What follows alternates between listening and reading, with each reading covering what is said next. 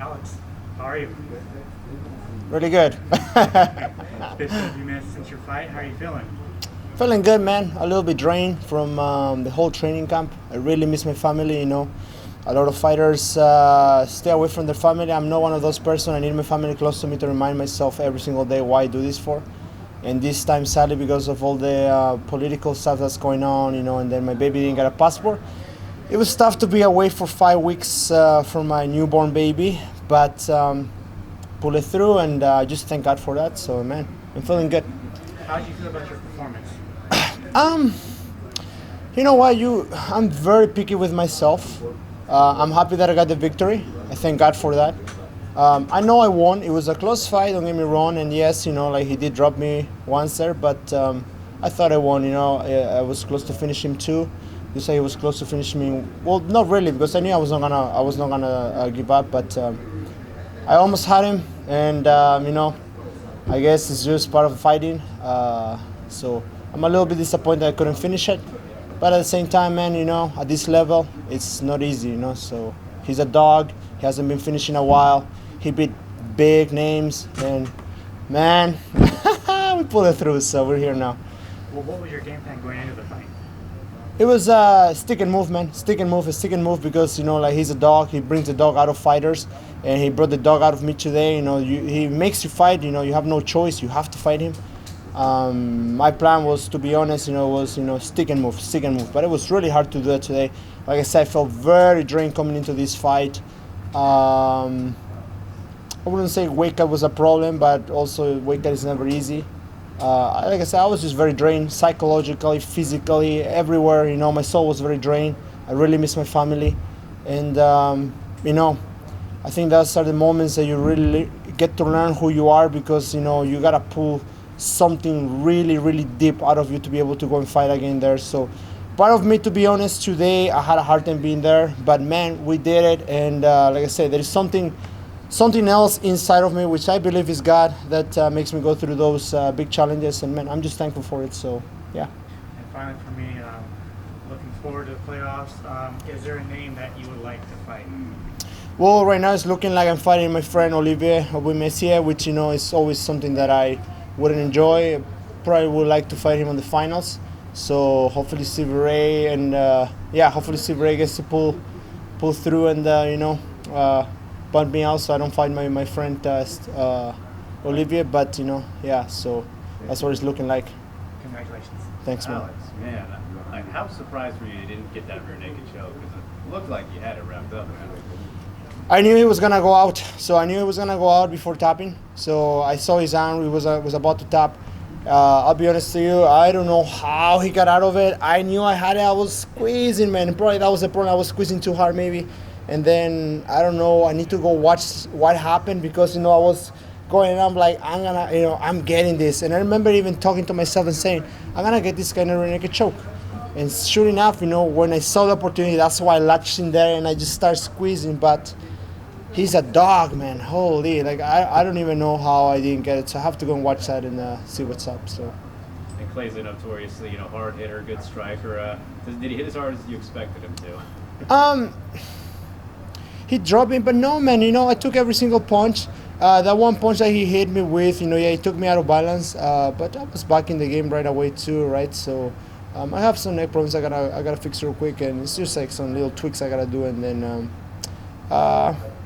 he's very he's very elusive, you know. Like there were moments where he's just walking away, and I'm like, okay, you know, he's out of my range, and then he comes back around. I was like, what the heck? So you know, like he surprised me a lot of little things like that I wasn't. I watched his fights and I studied him, but you know, he's very elusive, you know. Like he's really good at doing stuff like that. So he plays possum a lot, so. You know, my coach told me, he's like, don't follow him to the finish. So I take him once. I noticed that with my jabs, I take him a few times. But even with my hook, I know I landed some good hooks. But my coach is always like, don't follow him, because he plays a lot of possum. So, you know, he wants you to like get in there and slug with him, so he comes back with big shots. So, yeah, stuck to the game plan, and you know, things work out well. So, Definitely, man. Congrats. Thank you. Alex, how are you? I'm doing really good, man. How confident were you that you were going to get the decision after the third round? Man, for the last 3 weeks I've been joking. Today, happy birthday, Coach John. I've just been joking as I told Coach John, I'm gonna give you a victory for your birthday, and I kept saying that. But I told him just to make it a joke out of it, I say, just to raise your heart up, I said, I'm gonna give you a split decision for your victory. Just to I'm gonna give you a split decision for your victory. Dude, in my Bible, I read a lot of the Bible, I'm a Christian, I believe in God. In the Bible said, careful with your tongue, what you say will happen, so not exactly like that, but you really gotta be careful with what you say. I've been saying that I've been just joking around, man, and I think I gotta joke differently next time. So yeah, sure enough, I got a split decision today, and I probably gave a heart attack to my coach, and happy birthday, Coach Sean. So yeah, I was really confident I was gonna get the victory. There's a feeling, you already know when you're going to win before winning, and of course, this is a fight game, so anything can happen, but most of the times when I know that I'm gonna go and win, somehow I'm gonna pull it off. And probably that's why I win, because I really believe I'll do it, and I just gonna do it. So. Excellent mentality. And lastly, for me, this is a hard-fought and a hard-earned victory. How do you plan to celebrate for this? My family, man. I'm gonna go see my family. I'm gonna rest for a bit, and then I'm back to camp. And there are, like I said, I didn't feel 100% today. I'm not making any excuses. It's just the way that the fight game goes. So there's always room for improvements. Like I said, today I think I show a lot of champion mentality and the champion soul. So, crap like this happens sometimes. You don't get the fight that you want. You can finish the guy. You're better than the guy, but still you don't perform the way you should. But at the same time, we have to give credit to Clay Collar. He's a dog, and we all know I was the underdog. I wasn't supposed to win tonight, and I freaking won it, man. So I was confident. You seem to stay one step ahead, getting the better of all those scrambles. Did you know that you were gonna have that advantage, or did that surprise you at all? I don't think I ever met somebody who can scramble me, to be honest. Unless there are super pure prolific grapplers. Scrambling is that's my game. I love scrambling. If we're gonna scramble, that's what I love doing, man. And we've seen it every single time when I fight. If we get into the scramble, I always go till the end. Or the bell's gonna sound, or I'm gonna be on top. That's about it. So thank you. Yeah, man. Felicidades en la victoria. Llevas un rato hablando sobre que no te has sentido al 100% en esta pelea, física, mentalmente. ¿Puedes abundar un poco más en qué sucedió y en qué te aferraste para conseguir la victoria en un combate tan complicado? Hola, primero que nada. No me siento 100% porque estuve fuera, lejos de mi familia por un buen tiempo ya. No estoy acostumbrado a estar lejos de mi familia, especialmente con una beba recién nacida. Arlo Martinez, mi señora Olivia Martínez están allá en Canadá, Grand Prairie, Alberta. Y estuve lejos de ellos por 5 semanas. Nunca estuve acostumbrado a estar tan lejos de ellos así. Estuve acostumbrado con mi señora, pero no con una nueva niña, una bebé que está muy cerca de mi corazón.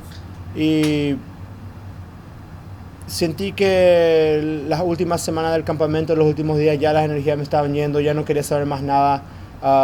Le decía a mis coaches, yo no sé si podré hacer esto, extraño a mi familia, no quiero saber más nada, no me importa nada.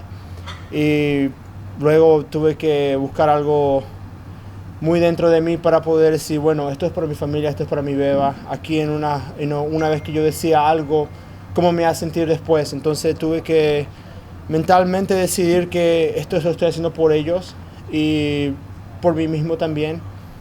Y que es ¿cómo se llama? Es un challenge, un gran desafío, un reto que yo tengo que sobresalir adelante, no solamente para mí mismo, pero para mis hijos, o ahora me viene a ser solamente mi hija, pero planeo tener más, que en un futuro cuando ellos vean esto, mi padre pudo hacer eso, yo puedo hacerlo también. O sea que es un ejemplo para un futuro para ellos, para la gente que cree que no pueden.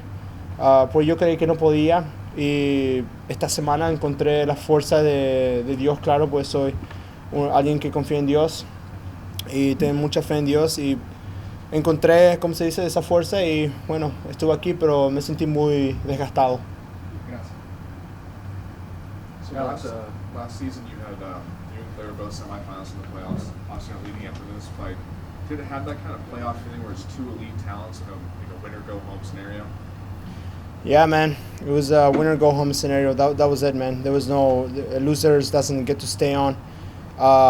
We all winners got to fight against each other tonight, and you knew that whoever wins gets to go on to the next one. And I remember after my last on the playoff last year, Clay comes down. I'm there. I just finished fighting Lloyd Rajabov, and I was injured for that fight. And, he kicked my leg, and I was even more injured after the fight. Not taking anything away from anybody. It's just facts how I felt and how I was. And then Clay comes around and says, "Hey, man, we should probably get into a fight soon." And I'm just like, "Dude, just give me some time. I'm injured." And sure enough, we get to fight now this season coming around, and yeah. So I was like, okay, well, you know what? Like that fight was supposed to happen, I guess. So here we go. And then, yeah, man, it was a win. Win gets to go on, and whoever loses gets to stay behind. So. Alex, you mentioned trusting your striking coming into this fight, and you felt that it was underrated. Were you satisfied with your performance striking-wise for this fight? Man, you're never satisfied, but I got to show my striking too, which is good. I got to, I think the reason why he didn't get to do more of his work, because we see how much he throws, and somehow he didn't put that many numbers on me like he does with many people, many other fighters, and so that just gets to show off the level of my striking as well. Because. Yeah, he did drop me on the second round, but at the same time, I recovered, I got back, and we went back into striking, man. But I think I could have been better. I know I'm a lot better on the gym. So, but at the same time, that's the hard part about fighting, translating what's going on in the gym into the octagon, right? So, it is what it is. I'm thankful for it. Like I said, I trust my striking. I know I have something, but at the same time, sometimes it's hard to put it on, especially like game fighters like Clay Collard. So yeah, man, I'm just really thankful for the victory and on to the next one. Were there any gaps in his striking that you kind of saw during the fight, and also what about Clay's striking was the most challenging for you? So Clay's striking is everything that I hate from a striker, which is a lot of pressure and a lot of volume. So my striking is if we can take our time and get something in between, and I pick you apart, then I'll do that all day long. But Clay doesn't like to do that, right? So he's a lot of pressure, man. It's crazy how the pressure that he puts into it. So you gotta always be ready and on edge, and you gotta be ready to counter right away.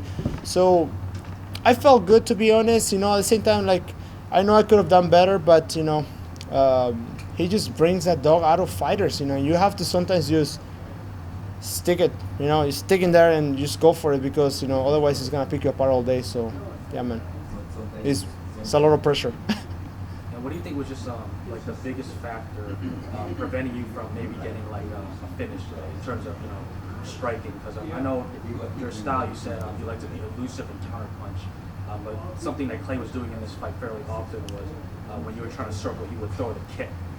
Yeah, so he did really good on that. So he probably watched my fight, how I circle and stuff like that, and then he kind of got to learn how to counter my movements, because I move well.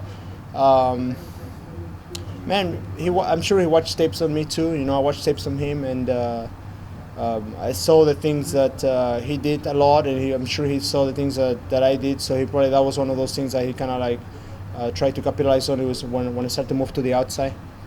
And yeah, man, it was a hard fight. So yeah. Thank you. Yeah, man. Congratulations on the win. What can you take from this fight moving forward into the playoffs? The first round's in New York, right? Yes, sir. What can you take from today moving forward for whether it's your friend Olivier or whether it's somebody else in the playoff? Confidence, man. You can take a lot of confidence out of this. I just beat probably one of the number one seeded fighter. Well, Pettis is number one seeded just because of the points, but when it comes down to hardness, I thought Clay Collard was probably one of the top. So I thought between Clay Collard, Stevie Ray, Olivier, Roche Manfield, those guys were really the hardest fights of the whole season, and I ended up fighting two of them. So it's just more confidence, and you know what? I also got to learn that I have what it takes to fight too. Well, I already knew that, but fighters like Clay Collard, like I said, they bring the dog out of you, and it's just good to know that I have that dog out in me, right? So, yeah, man. 3 more questions. ¿Qué tan importante es el factor mentalmente cuando tratas de conseguir esa sumisión en el segundo round y no la consigues? ¿Cómo te repones para el tercer round o cómo tu esquina te repone a ese round? Y bueno, la parte mental es muy importante en cada round. Cuando crees que tienes una sumisión, yo creía que tenía la sumisión, yo creía que le iba a terminar el segundo round y no pasa, mentalmente tienes que estar, como se dice, con la mente fría, porque si te pones, como se dice, triste porque no lo pudiste agarrar, no es tiempo para ponerse triste, es tiempo para adaptarse. Entonces lo que yo hice fue, yo dije, no agarré la sumisión, ¿qué puedo hacer con eso? Tengo que ganar el round. Entonces puse mi triángulo en el cuerpo y lo mantuve y traté de pegarlo para poder acumular puntos y utilizar mi cabeza, ser un luchador calculado más o menos y ganar ese round, porque yo sabía que ese puño que me tiró podría robar el segundo round. Entonces yo sé que cuando le agarré el rear naked choke yo creí que lo iba a terminar. No pasó, pero dije, bueno, aunque sea voy a ganar este round. Entonces lo mantuve ahí y terminamos el round ahí. Gracias.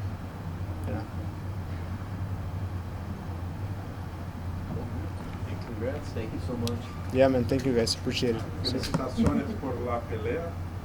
Disculpe. Felicitaciones. Muchas gracias, sí, muchas gracias. Yeah.